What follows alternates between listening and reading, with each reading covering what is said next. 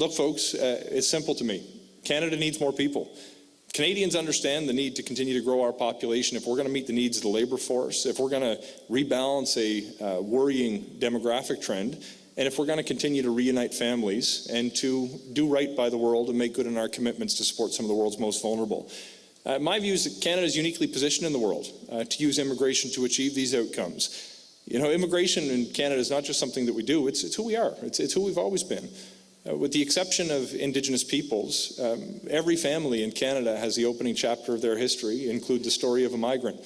My family happened to show up about 250 years ago, and I live only 15 minutes away today from where those first vessels landed from Scotland on the shores of Nova Scotia. Sean, you shared that you're the son of an immigrant tradesperson. This is the story of Canada, folks, and it's going to continue to be the story of Canada. You know, some of our families have come a long time ago in search of economic opportunity. Others have come to be reunited with their loved ones. Others still may not have left their country of origin by choice, but needed to flee to escape violence, war, and persecution.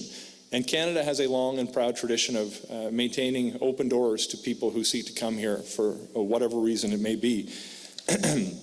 Nous sommes une nation qui s'est construite grâce à l'immigration.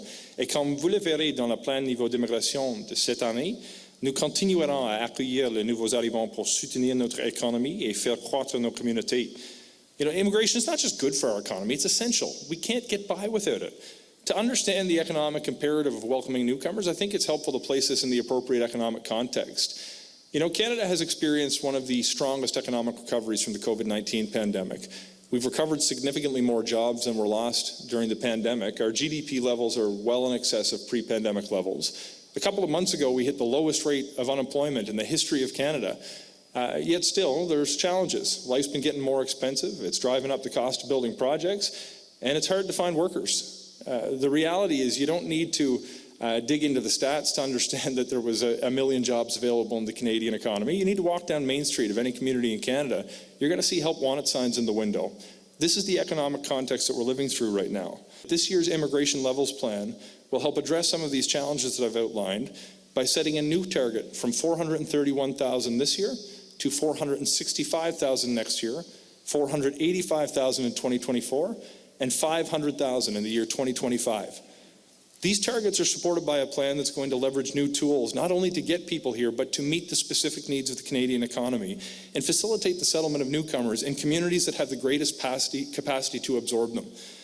Our plan has a focus on economic growth, and by the third year of this plan, 60% of new immigrants will be admitted under economic immigration categories. In 2023, this coming year, we're going to deploy new selection tools to better target sectors that have the highest need for labor in consultation with experts and provincial and territorial partners.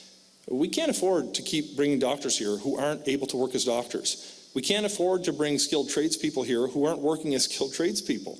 We're going to work with provinces that are taking steps to recognize the foreign credentials of skilled newcomers to make sure that they can work in hospitals and help build homes across the country.